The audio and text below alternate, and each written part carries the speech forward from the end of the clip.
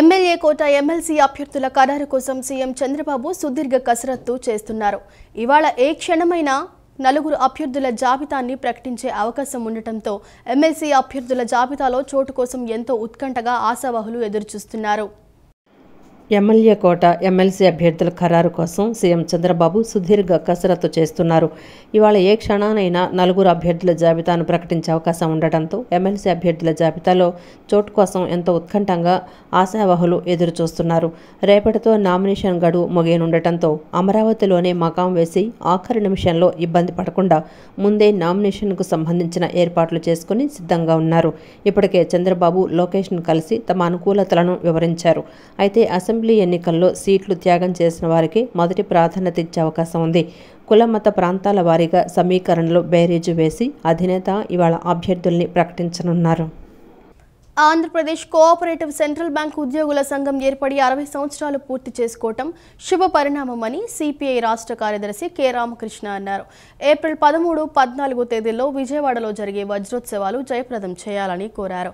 సహకార వ్యవస్థను ముందుకు తీసుకెళ్లడానికి సమయానికి సంస్థలకు ఎన్నికలు నిర్వహించాలని అన్నారు.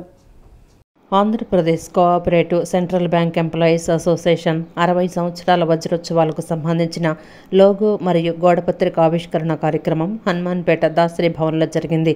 సిపిఐ రాష్ట్ర కార్యదర్శి కె రామకృష్ణ లోగో పోస్టర్ను ఆవిష్కరించారు.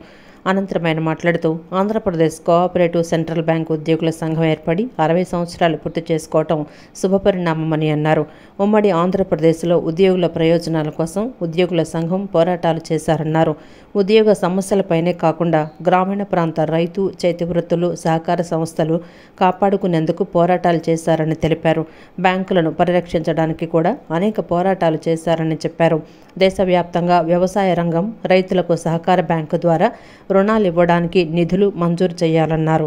ఏప్రిల్ 13, 14 తేదీల్లో విజయవాడలో జరిగే వజ్రోత్సవాలను జయప్రదం చేయాలని కోరారు. ఇతర చేతి వృత్తుల వారికి అందుబాటులో ఉండే పిఎస్సిఎస్ వారి కింద సహకార సంఘాలు, అదేవిధంగా అర్బన్ బ్యాంకులు, తర్వాత రాష్ట్ర స్థాయిలో ఉన్న కోఆపరేటివ్ సెంట్రల్ బ్యాంకు వీళ్ళందరూ కూడా కలిసి ఇవాళ ఒక అసోసియేషన్గా ఏర్పడి 59 సంవత్సరాలు పూర్తి చేసుకొని 60వ సంవత్సరంలోకి అడుగుడుతున్న సందర్భంలో ఇవాళ ఈ వజ్రోత్సవాలు జరుపుకుంటూ ఉన్నారు.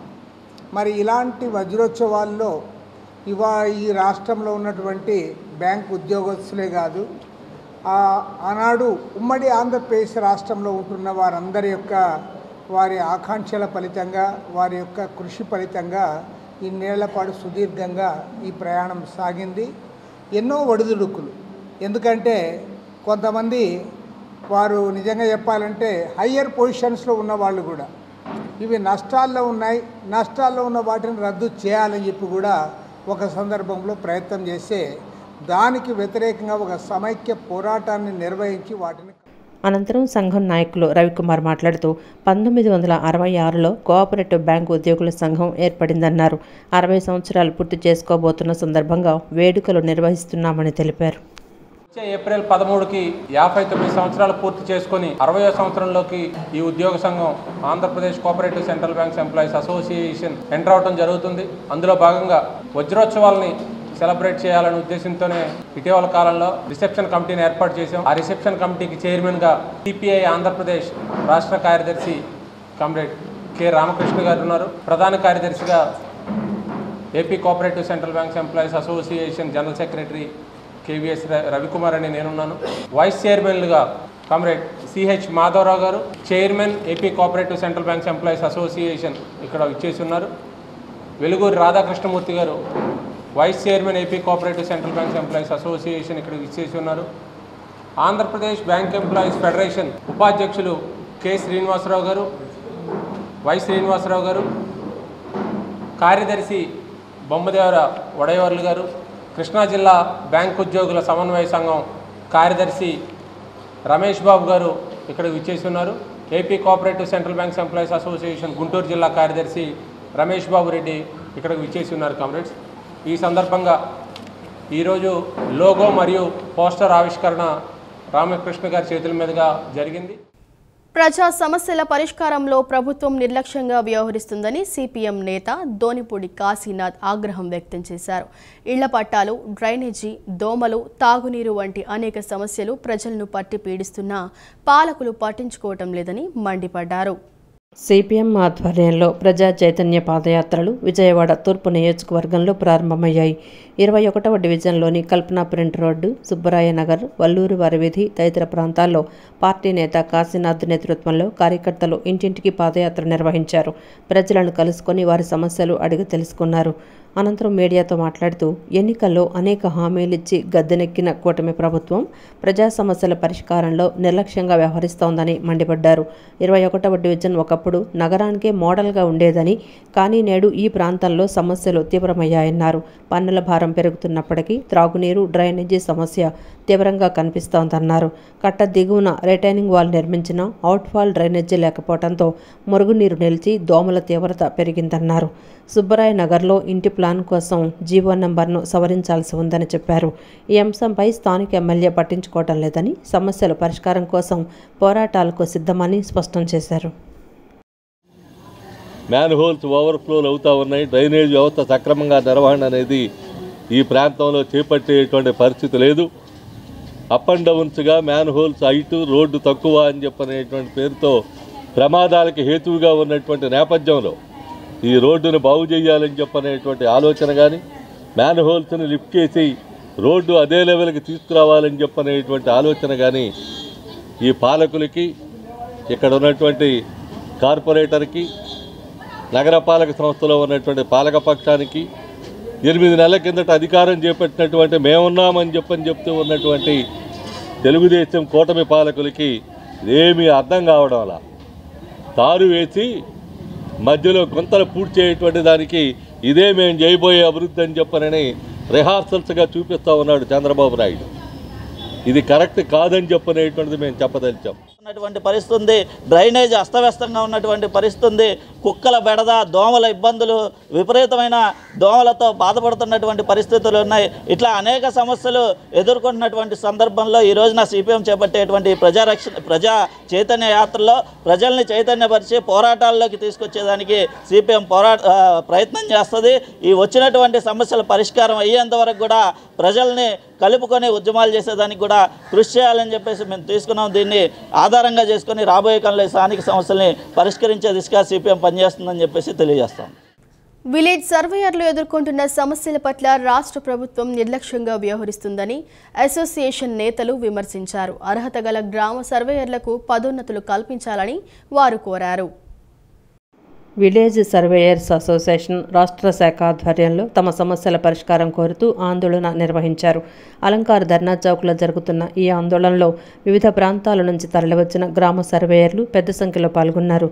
ఈ సందర్భంగా వారు తమ సమస్యలను ప్లకార్డుల ద్వారా ప్రదర్శిస్తూ నిరసన తెలిపారు. అనంతరం అసోసియేషన్ ప్రతినిధులు మాట్లాడుతూ తమ సమస్యల పట్ల ప్రభుత్వం ఉదాసీన వైఖరి అవలంబిస్తోందని ఆవేదన వ్యక్తం చేశారు. తమ మాతృశాఖ అయిన సర్వే భూ రికార్డులు శాఖల్లో యాజమాన్య హక్కులు నిర్ధారించే అధికారులను సర్వే శాఖ తరపున నియమించేలా శాఖాపరమైన సంస్కరణలు తేవాలన్నారు. సర్ప్లైస్గా ఉన్న సర్వేయర్లను వివిధ ప్రభుత్వ శాఖలలో ఇంజనీరింగ్ విభాగంలోకి తీసుకోవాలని కోరారు. వాస్తవ పరిస్థితిని మానిటర్ చేసేందుకు గ్రామ సర్వేయర్ మొబైల్ అప్లికేషన్ ఇవ్వాలని కోరారు. పని ఒత్తిడితో సతమతమవుతున్న తమకు కనీసం సెలవులు కూడా మంజూరు చేయడం లేదని వారు ఆవేదన వ్యక్తం చేశారు. ముఖ్యంగా మహిళల పరిస్థితి మరింత దారుణంగా ఉందని తెలిపారు. సమస్యలు పరిష్కరించేందుకు ప్రభుత్వం చర్యలు చేపట్టాలని వారు విజ్ఞప్తి చేశారు. జీటీ వరకు వచ్చి ఆగిపోయింది. 30% ప్రాబ్లమ్స్ని రేపు 30 నోటిఫికేషన్ ఏమంటే రీసర్వే తర్వాత ఎన్ని ప్రాబ్లమ్స్ ఉంటాయి? ఒక విలేజ్ మోడల్ తీసుకోండి, జిల్లా వైజ్ ఒక విలేజ్ మోడల్ తీసుకోండి. ప్రీవియస్ గవర్నమెంట్ అదే తప్పులు చేసి మీరు ఇదే తప్పులు చేస్తే ఇంకా రైతానికి న్యాయం చేసేది ఎవరు? రైతానికి అల్టిమేట్గా న్యాయం జరగాలి. మేము ఇక్కడ 500 మంది వచ్చామంటే అల్టిమేట్గా మా టార్గెట్ రైతన్నకి న్యాయం జరగాలి. రైతన్న వాడు ఆనందంగా ఉండాలి. మేము చేస్తున్న సర్వే పట్ల ఆనందంగా ఉండాలి. రైతులు ఇబ్బంది పడకూడదు. సర్వే అనేవాడు వస్తే ఈ తప్పులు చేస్తున్నా అనకూడదు. స్టేషనరీ మెయిన్ ఇన్స్ట్రుమెంట్స్ గురించి చెప్తున్నాం. మేము అగ్రికల్చర్ అనే డిపార్ట్మెంట్కి 3 నెలలకు ఒకసారి చేసే ఈ క్రాప్ కోసం వాళ్ళకి ల్యాప్టాప్ ఇచ్చారు, సిస్టమ్స్ అన్ని సమకూర్చారు, అన్ని స్టేషనరీ ఉన్నాయి. మళ్ళీ గవర్నమెంట్ ట్యాబ్లు ఇచ్చి ఉన్నారు. గవర్నమెంట్ సెంట్రల్ గవర్నమెంట్ ప్రెస్ చేసే ప్రాజెక్ట్, స్టేట్ గవర్నమెంట్ ప్రెస్ చేసే ప్రాజెక్ట్ ఇది. దీనికోసం మాకు ఎందుకు ఇవ్వరు? మాకు ఇంకా కావాల్సింది ఏంటంటే 4722 రాష్ట్ర జిఎస్డబ్ల్యూఎస్ ఇచ్చారు. దానికి కూడా అనుగుణంగా మేము అందరం కూడా దానికి ఓకే చెప్తూ 4722 పోస్టులు ఏవైతే ఉన్నాయో అది గవర్నమెంట్ ఆదేశాల ప్రకారం వాళ్ళు సర్వే డిపార్ట్మెంట్ నుంచి పక్క డిపార్ట్మెంట్ మెచ్ చేయాల్సిన కోరుతూ ఇప్పుడు మిగిలిపోయిన సర్వే ఎంప్లాయీస్ అందరికీ నిర్దిష్టమైన ప్రమోషన్ ఛానల్ క్రియేట్ చేయాలి. అదేవిధంగా వారందరికీ గ్రేడ్ 1కి వెంటనే గ్రేడ్ 1 ఎగ్జామ్కి నోటిఫై చేసి డిపార్ట్మెంట్ కండక్ట్ చేసి అందరిలాగే 35,000 బేసిక్ పే అనేది మాకు కూడా ఇప్పించాలని ఇది యూనియన్ తరఫున కోరుతున్నాము. ఇది చేయలేని పక్షంలో మరింత ఉధృతంగా ముందుకు వెళ్తాం. విలేజ్ సర్వే యూనియన్ తరఫున ఇది గవర్నమెంట్కి మేము ఇచ్చే హెచ్చరిక. విద్యార్థులు యువతను కూటమి ప్రభుత్వం నమ్మించి మోసం చేసిందని ఎన్టీఆర్ జిల్లా వైసీపీ అధ్యక్షుడు దేవినేని అవినాష్ ఆరోపించారు. 12వ తేదీన అన్ని జిల్లాల కేంద్రాలలో ఫీజు పోరు కార్యక్రమాలు చేపడతామని స్పష్టం చేశారు. కూటమి ప్రభుత్వం విద్యార్థులకు చేస్తున్న మోసాలను ఎండగడతామని హెచ్చరించారు. విజయవాడ గుణతలలోని ఎన్టీఆర్ జిల్లా వైసీపీ కార్యాలయంలో వైసీపీ నేతలు విలేకరుల సమావేశం నిర్వహించారు. ఈ నెల 12న నిర్వహించనున్న ఫీజు పోరు కార్యక్రమం పోస్టర్ను వైసీపీ జిల్లా అధ్యక్షులు దేవినేని అవినాష్, జగ్గయ్యపేట, నందిగామ నియోజకవర్గాల ఇన్ఛార్జీలు స్వామిదాస్, తన్నీరు నాగేశ్వరరావు, మండితోక జగన్మోహన్ రావు, మేయర్ రాయన భాగ్యలక్ష్మి తదితరులు పోస్టర్ను ఆవిష్కరించారు.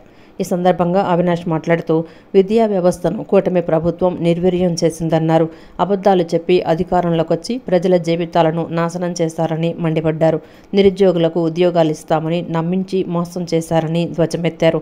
జగన్ తెచ్చిన పథకాలు అమలు చేసి ప్రజలకు మంచి చేయాలని డిమాండ్ చేశారు. పార్టీ ఆవిర్భావ దినోత్సవం రోజున జరిగే ఈ ఆందోళనలో వైసీపీ శ్రేణులంతా పాల్గొనాలని పిలుపునిచ్చారు. వైఎస్ఆర్ కాంగ్రెస్ పార్టీ ఆధ్వర్యంలో పెద్దలు గౌరవనీయులు మాజీ ముఖ్యమంత్రి వైఎస్ జగన్మోహన్ రెడ్డి గారి ఒక నాయకత్వంలో రాష్ట్ర వ్యాప్తంగా ఏదైతే కూటమి ప్రభుత్వం అధికారంలోకి వచ్చిన తర్వాత ముఖ్యంగా నష్టపోయిన విద్యార్థులు యువతకు సంబంధించి వాళ్ళకు అండగా ఉండాలని చెప్పిన ఒక ఆలోచనతో జగన్మోహన్ రెడ్డి గారు ఒక పిలుపు మేరకు 12వ తారీఖున ఫీజు పోరు యువత పోరు కార్యక్రమం వైఎస్ఆర్ కాంగ్రెస్ పార్టీ ఆధ్వర్యంలో చేయబోతున్నాం. ఆ కార్యక్రమం ఏదైతే 12వ తారీఖున కోర్టుల దగ్గర మన న్యాయస్థానం కోర్టులు ఉన్నాయో అక్కడి నుంచి కలెక్టర్ ఆఫీస్ దాకా ర్యాలీగా నడుచుకుంటూ వెళ్లి కలెక్టర్ గారికి వినతి పత్రం ఇచ్చే కార్యక్రమం చేయబోతున్నామని చెప్పి ఈరోజు సందర్భంగా తెలియజేశారు. ఎందుకంటే కూటమి ప్రభుత్వం చంద్రబాబు నాయుడు అధికారం రాకముందు ఎన్నికల సమయంలో ప్రతి ఒక్క విద్యార్థికి న్యాయం చేస్తామని చెప్పని, యువకులకి ఉద్యోగం ఇవ్వకపోతే నిరుద్యోగ భృతి ఇస్తామని చెప్పని అబద్ధాలు చెప్పి అధికారంలోకి వచ్చిన తర్వాత ఈరోజు దాదాపుగా 5 టర్ములు ఫీజు ఈరోజు విద్యార్థులకు చెల్లించకుండా కాలేజీలో విద్యార్థుల్ని మా ఫీజులు వెయ్యని చెప్పని కాలేజీ యాజమాన్యం విద్యార్థులను బయటికి పంపించేస్తుంటే కొంతమంది విద్యార్థులు అయితే ఆ ఫీజు పోరు తట్టుకోలేక ఫీజు ఇబ్బందులు తట్టుకోలేక ఆత్మహత్యలు గారు చేసుకునే పరిస్థితి ఈ రోజు ఆంధ్రప్రదేశ్ రాష్ట్రంలో ఉంది అని చెప్పి సందర్భంగా దివ్యాంగులకు కృత్రిమ అవయవాలను అందించడం వల్ల వారిలో ఆత్మవిశ్వాసాన్ని పెంపొందించవచ్చని 53వ డివిజన్ కార్పొరేటర్ మహాదేవ్ అప్పాజీ తెలిపారు. సేవాభావంతో చేంజ్ మేకర్స్ హసీ ఫౌండేషన్స్ చేస్తున్న సేవలు అభినందనీయమని అన్నారు. రాబోయే రోజుల్లో కూడా ఫౌండేషన్స్ చేస్తున్న సేవలను నిర్విరామంగా కొనసాగాలని ఆకాంక్షించారు. వన్ టౌన్ అమ్మ హోటల్ పాడి వీధిలోని శ్రీ దుర్గా మల్లేశ్వర స్వామివార్ల దేవస్థానానికి సంబంధించిన సిబి రెడ్డి చారిటీస్ భవనంలో the change makers housie foundation సంయుక్తంగా 3 రోజుల పాటు ఆధ్వర్యంలో ఉచిత కృత్రిమ అవయవాల పంపిణీ కార్యక్రమం నిర్వహించారు. ఈ కార్యక్రమాన్ని 53వ డివిజన్ కార్పొరేటర్ మహాదేవ్ అప్పాజీ పరిశీలించారు. ఈ సందర్భంగా వారు మాట్లాడుతూ వికలాంగులకు కృత్రిమ అవయవాలను అందించడం వల్ల వారిలో ఆత్మవిశ్వాసాన్ని పెంపొందించవచ్చని చెప్పారు. సేవాభావంతో చేంజ్ మేకర్స్ హౌసీ ఫౌండేషన్స్ చేస్తున్న సేవలు అభినందనీయమన్నారు. ఎటువంటి లాభాపేక్ష లేకుండా యువకులు ఇటువంటి కార్యక్రమాలు చేయడం పలువురికి ఆదర్శప్రాయమన్నారు. రాబోయే రోజుల్లో కూడా ఫౌండేషన్స్ చేస్తున్న సేవలు నిర్విరామంగా కొనసాగాలని ఆకాంక్షించారు. ఫౌండేషన్ సభ్యులు అడిగిన విధంగా నగరంలో తాము చేసే కార్యక్రమానికి అన్ని విధాల సహాయ సహకారాలు అందిస్తామని హామీ ఇచ్చారు. మేము కలెక్టర్ గారిని, ఎమ్మెల్యే గారిని, ఎంపీ గారిని కోరుకునేది ఏంటంటే వీళ్ళు అక్కడ కింగ్ కోటి హాస్పిటల్ హైదరాబాద్లో ఎలాగైతే ఉందో ఇక్కడ మన గవర్నమెంట్ హాస్పిటల్లో ఒక 300 స్క్వేర్ యార్డ్ స్థలం ఇస్తే అదే హాస్పిటల్లో ఇలాంటి సెంటర్ పెట్టి ఎవరైతే అవసరం ఉందో ఇలా ఆ డిజేబుల్డ్ పర్సన్ ఏబుల్డ్గా మార్చడానికి వాళ్ళు చేయాల్సిన కృషి ఫ్రీగా చేస్తామంటున్నారు. కలెక్టర్ గారు కూడా అలాగే ఎమ్మెల్యే గారి దృష్టికి, ఎంపీ గారి దృష్టికి కూడా తీసుకెళ్తాం. తప్పనిసరిగా గవర్నమెంట్ హాస్పిటల్లో స్థలం కేటాయిస్తే పర్మనెంట్గా ఎవరు వచ్చినా సరే కూడా ఎక్కడి నుంచి వచ్చినా సరే కూడా ఇమ్మీడియట్గా సేమ్ డే వాళ్ళకి ఆ లెగ్స్ కానీ హ్యాండ్స్ కానీ సమకూర్చడానికి అవకాశం ఉంటుంది. తప్పనిసరిగా ప్రభుత్వం కూడా దీనికి సహకరించాలని చెప్పి మనకి ఎమ్మెల్యే గారు, మేయర్ గారు ఎంపీ గారు, మేయర్ గారు వచ్చేళ్ళారు. అందుబాటులో లేకపోవడం వల్ల మాకు రాలేదు. తప్పనిసరిగా వాళ్ళ దృష్టికి. అనంతరం ఫౌండేషన్ సభ్యులు మాట్లాడుతూ అంగవైకల్యాన్ని రూపుమాపాలనే లక్ష్యంగా తమ ఫౌండేషన్ స్టార్ట్ చేయడం జరిగిందని చెప్పారు. 2021లో సుమారు 250 మందికి ఉచితంగా అందించడం జరిగిందని చెప్పారు. ఈ ఏడాది కూడా సుమారు 200 మందికి పైగా అందించడం జరిగిందని చెప్పారు. ప్రభుత్వం తమకు సుమారు 1000 గజాల స్థలాన్ని కేటాయిస్తే విజయవాడలో పర్మనెంట్గా హాస్పిటల్ ఏర్పాటు చేయడానికి కృషి చేస్తామని తెలిపారు. భవిష్యత్తులో కూడా తమ ఫౌండేషన్ ద్వారా ఈ సేవా కార్యక్రమాన్ని కొనసాగిస్తామన్నారు. The change makers of Vijayawada వీళ్ళిద్దరు కలిసి ఇక్కడ ఒక క్యాంప్ ఆర్గనైజ్ చేశారు. నేను భగవాన్ మహావీర్ వికలాంగ్ సహాయతా సమితి హైదరాబాద్ తరఫు నుంచి వచ్చాను. ఇక్కడ ఈ క్యాంప్లో దాదాపు 225 పర్సన్స్కి ఆర్టిఫిషియల్ లిమ్స్, మళ్ళీ క్యాలిపర్స్, మళ్ళీ హ్యాండ్స్, మళ్ళీ వీల్ చైర్ ఇవి అన్ని అవకరాలు ఉచితంగా ఇచ్చాను. So basically we want everyone, all the people of our age and the youth of not just Vijayawada, all over AP and Telangana to know what we are doing here and to get inspired and conduct more and more events so that all over India or AP people can be served with this cause at free and thanks to the venue CV Charity Reddy House who has sponsored us and who has helped us to conduct this big event and made a huge success out of it. Vangaveeti Mohan Ranga మరణించి 37 సంవత్సరాలు అయినా ప్రజల గుండెల్లో ఇంకా ఉన్నారని, ఆయన పేరును ఏదైనా ప్రభుత్వ పథకానికి, జిల్లాకు, విమానాశ్రయానికి పెట్టాలని వంగవీటి మోహన్ రంగా సోషల్ ఆర్గనైజేషన్ విజయవాడ ప్రతినిధి అడపా ప్రతాప్ చంద్, రాధా రంగా మిత్రమండలి సభ్యులు ముళ్లపూడి నాగేశ్వరరావు ప్రభుత్వాన్ని కోరారు. ప్రభుత్వం స్పందించకపోతే ప్రజాప్రతినిధులను కలిసి వినతి పత్రాలు ఇస్తామని, ప్రభుత్వానికి పోస్టు కార్డులు రాస్తామని అన్నారు. వంగవీటి మోహన్ రంగా సోషల్ ఆర్గనైజేషన్ ఆధ్వర్యంలో వంగవీటి మోహన్ రంగా అభిమానుల ఆత్మీయ సమావేశం నిర్వహించారు. సమావేశంలో పార్టీలకు అతీతంగా వంగవీటి మోహన్ రంగా అభిమానులు పాల్గొన్నారు. సమావేశంలో విజయవాడ ప్రతినిధి అడపా ప్రతాప్ చంద్ మాట్లాడుతూ వంగవీటి మోహన్ రంగా మరణించి 37 సంవత్సరాలైనా ప్రజల గుండెల్లో ఇంకా ఉన్నారని, రంగా విగ్రహం లేని ఊరు లేదన్నారు. అత్యధిక విగ్రహాలు కలిగిన వ్యక్తి వంగవీటి మోహన్ రంగా అని చెప్పారు. సంవత్సరాలు పెరిగే కొద్దీ ఆయన అభిమానులు పెరుగుతున్నారని అన్నారు. అందుకని వంగవీటి మోహన్ రంగా పేరును ఏదైనా ప్రభుత్వ పథకానికి, గన్నవరం విమానాశ్రయానికి, ఔటర్ రింగ్ రోడ్డుకు పెట్టాలని అభ్యర్థించారు. రంగా పేరును ఎన్నికల ముందు అన్ని పార్టీల వారు వాడుకుంటున్నారని, ఎన్నికలైన తర్వాత పట్టించుకోవటం లేదన్నారు. ప్రభుత్వం స్పందించకపోతే ప్రజాప్రతినిధులను కలిసి వినతిపత్రాలు ఇస్తామని, ప్రభుత్వానికి పోస్ట్ కార్డులు రాస్తామన్నారు.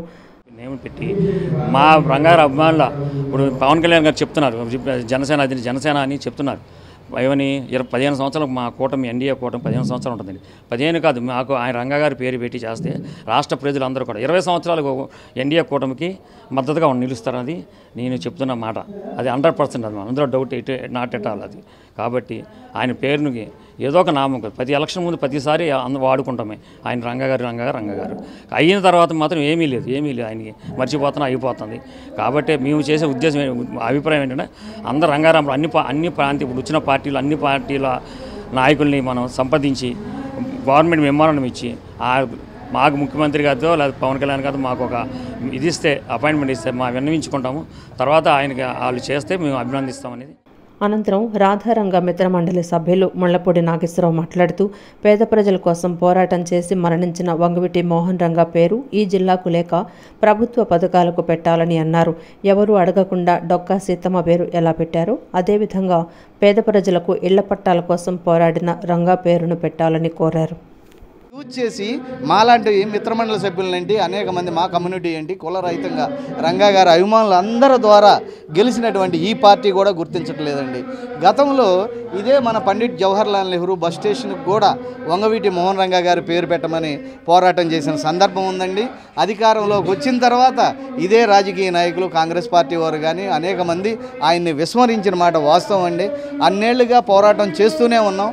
మాకు మరలా ఇన్నాళ్ళ తర్వాత మాకు తెలిసిన మేము సపోర్ట్ చేసి గెలిపించిన పవన్ కళ్యాణ్ వచ్చాడు. అతను కమ్యూనిటీ వైడ్గా అయినా ఆలోచించి మా గౌరవనీయులైన మా వంగవీటి మోహన్ రంగా గారికి ప్రిఫరెన్స్ ఇచ్చి ఆయన పేరు మీద జిల్లా కానీ ఒక పథకం కానీ పెట్టాలని మా సోదరుడు అడపా ప్రతాప్ చంద్ తీసుకున్న నిర్ణయాన్ని గౌరవించి ఇవాళ ఆయనకు మద్దతుగా రంగా గారి ఫాలోయర్స్గా మేము ఇక్కడికి రావడం జరిగింది. చట్టాన్ని చేతిలోకి తీసుకుని కూటమి ప్రభుత్వం పాలన చేస్తోందని వైసీపీ జిల్లా అధికార ప్రతినిధి పులిపాటి దుర్గారెడ్డి అన్నారు. గుణదల వైసీపీ కార్యాలయంలో పులిపాటి దుర్గారెడ్డి మీడియాతో మాట్లాడారు. కోర్టు ఆదేశాలను పక్కన పెట్టి పోసాని కృష్ణమురళిని వేధింపులకు గురి చేస్తున్నారన్నారు. వైసీపీ నేతలను కానీ సోషల్ మీడియా వారిని వేధిస్తే భవిష్యత్తులో తీవ్ర పరిణామాలు ఉంటాయన్నారు. ప్రజలకు ఇస్తున్న హామీలు నెరవేర్చకుండా కక్షపూరిత రాజకీయాలకు వెళ్లటం ఏమిటని ఆయన ప్రశ్నించారు. నాడు నేడు ద్వారా విద్యా వ్యవస్థల మార్పులు జగన్ తీసుకువస్తే దానికి వ్యతిరేకంగా కూటమి ప్రభుత్వం విద్యా వ్యవస్థను నాశనం చేస్తుందన్నారు. 12వ తేదీన చేపట్టిన ఫీజు పోరు కార్యక్రమానికి ప్రజలందరూ తరలివచ్చి జయప్రదం చేయాలని కోరారు. ఎన్టీఆర్ జిల్లా వాలంటీర్స్ విభాగం నాయకులు చందా కిరణ్ మాట్లాడుతూ పోరుపాట కార్యక్రమానికి విద్యార్థులు, నిరుద్యోగులు, వాలంటీర్లు పెద్ద ఎత్తున పాల్గొని జయప్రదం చేయాలని కోరారు. మురళి గారిని రాష్ట్రం మొత్తం మీద 30 కేసులు పెట్టి ఆయనని 1660 కిలోమీటర్ల పైగా రాష్ట్రం మొత్తం అన్ని పోలీస్ స్టేషన్లకు తిప్పుతూ ఆయనని ఈ 66 వయసులో కూడా ఆయన ఎంత కక్షపూరితమైనటువంటి చర్య కార్యక్రమాలు చేస్తున్నారో ఈ నారా లోకేష్ రచించిన రెడ్ బుక్ రాజ్యాంగాన్ని ఒకటే చెప్పదలుచుకున్నాము. రాష్ట్రంలో ఉన్న పోలీస్ అధికారులకు కూడా దయచేసి మీరు ఒక ప్రభుత్వానికి కొమ్ము కాసే విధంగా పనిచేస్తే మాత్రం రానున్న రోజుల్లో మేము గవర్నమెంట్లోకి వచ్చిన వెంటనే ఎక్కడైనా ఉన్నా కూడా తప్పు చేసిన ప్రతి అధికారిని కూడా తీసుకొచ్చి మేము కోర్టుల ముందు దోషిగా నిలబెడతామని చెప్పి మా అధినాయకుడు జగన్మోహన్ రెడ్డి గారు చెప్పడం జరిగింది.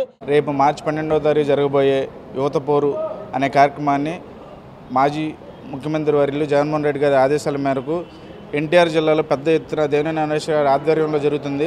కావున విద్యార్థులకు కానీ తర్వాత నిరుద్యోగులు కానీ వాలంటీర్లు కానీ వారందరికీ పిలిపిస్తున్నాము. పెద్ద ఎత్తులో పాల్గొని ఈ కార్యక్రమాన్ని విజయవంతం చేయాల్సిందిగా కోరుచున్నాం. విజయవాడ 50వ డివిజన్ మహంతిపురం రాఘవారెడ్డి రోడ్డులో Bhagat Singh auto workers owners union ఆధ్వర్యంలో వేసవి కాలం పురస్కరించుకుని చలివేంద్రాన్ని ఏర్పాటు చేశారు. కార్పొరేటర్ బోయి సత్యబాబు ఆటో వర్కర్స్ కలిసి చలివేంద్రాన్ని ప్రారంభించారు. మార్చిలోనే ఎండలు మండిపోతున్న తరుణంలో ఆటో వర్కర్స్ ఓనర్స్ ఆధ్వర్యంలో చలివేంద్రాన్ని ఏర్పాటు చేయడం జరిగిందన్నారు. గత 20 ఏళ్లుగా వేసవి సీజన్లో చలివేంద్రాన్ని ఏర్పాటు చేస్తున్నారని బోయి సత్యబాబు తెలిపారు. ప్రజలు దాహార్తికి ఇబ్బందులు పడకుండా నగరపాలక సంస్థ, స్వచ్ఛంద సంస్థలు నగరంలో అన్ని ప్రాంతాల్లో చలివేంద్రాలు ఏర్పాటు చేయాలని కోరారు.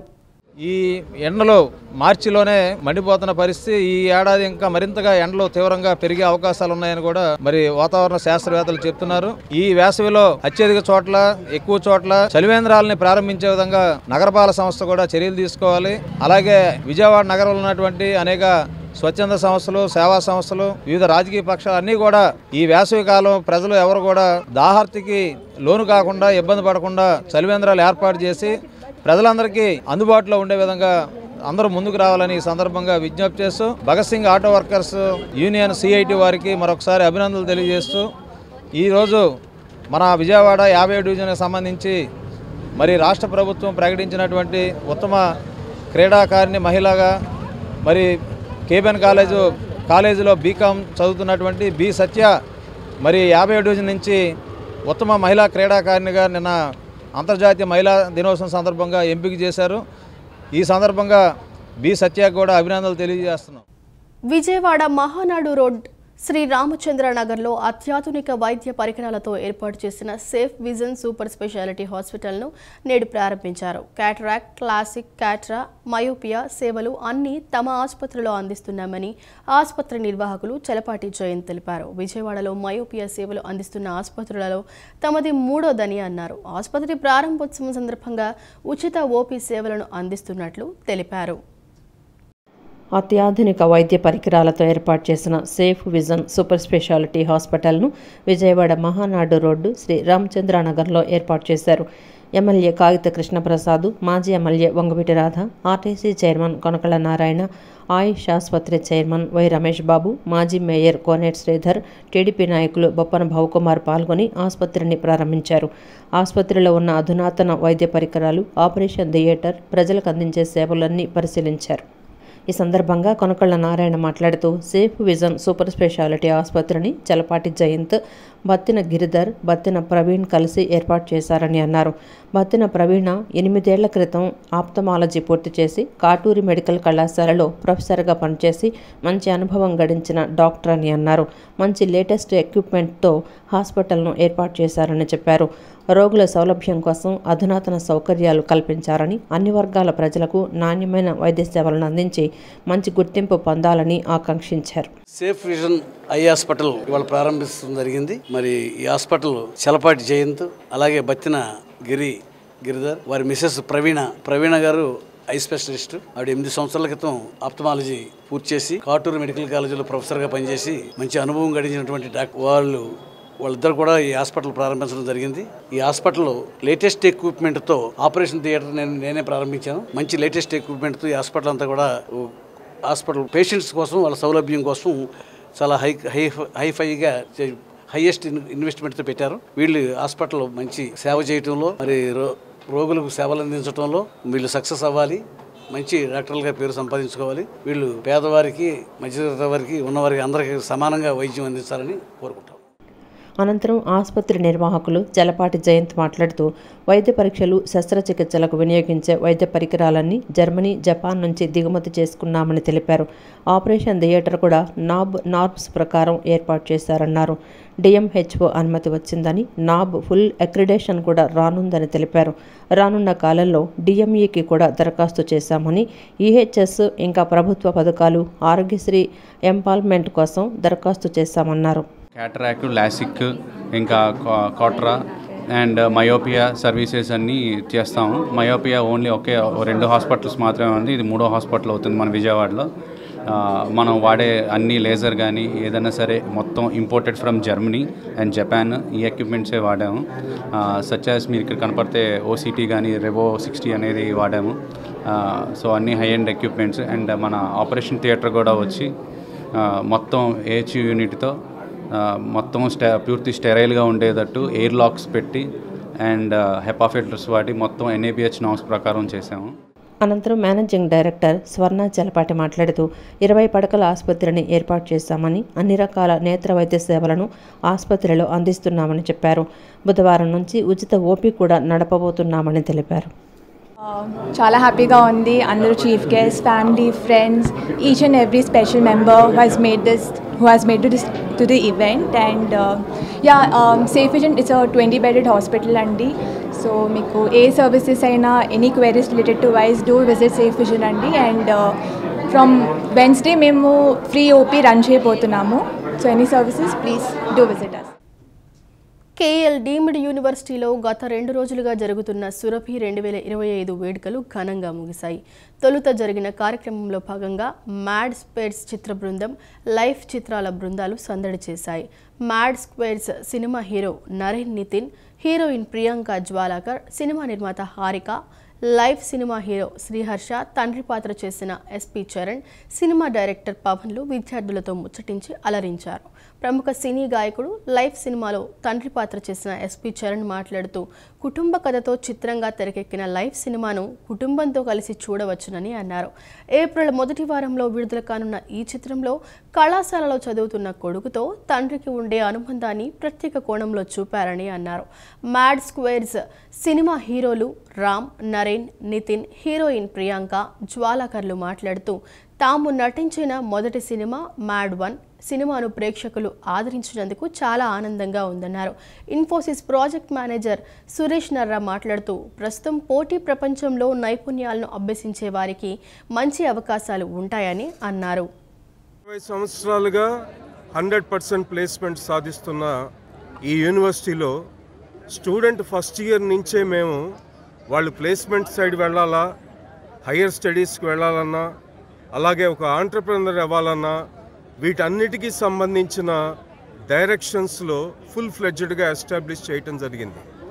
అదేవిధంగా చదువులో కరికులంతో పాటుగా స్కిల్ని మేము ఎంబెడ్ చేసి స్టూడెంట్ బయటకు వచ్చేటప్పటికి స్కిల్డ్ స్టూడెంట్గా బయటికి రావడానికి అన్ని అవకాశాలు మేము ఇక్కడ జరుగుతున్నాం. Andhra Pradesh, state of Andhra Pradesh. We always collaborate with KLU since last 15-20 years and we continue to do it. We get the best of the mind from here and they are part of our organization delivering high-end technologies to the clients. Thank you very much for having me here. And this is a platform to exhibit their creativity, their culture and their talent in various aspects. For this to encourage here, we have around 45 clubs. And all these 45 clubs are taken care and organized by a SAC, Student Activity Center, which is directed by our Sai Vijay. And as part of that, several activities throughout the year are being conducted, and the winners are being felicitated here and there. ఈ వార్తలు ఇంతటితో సమాప్తం. నమస్కారం.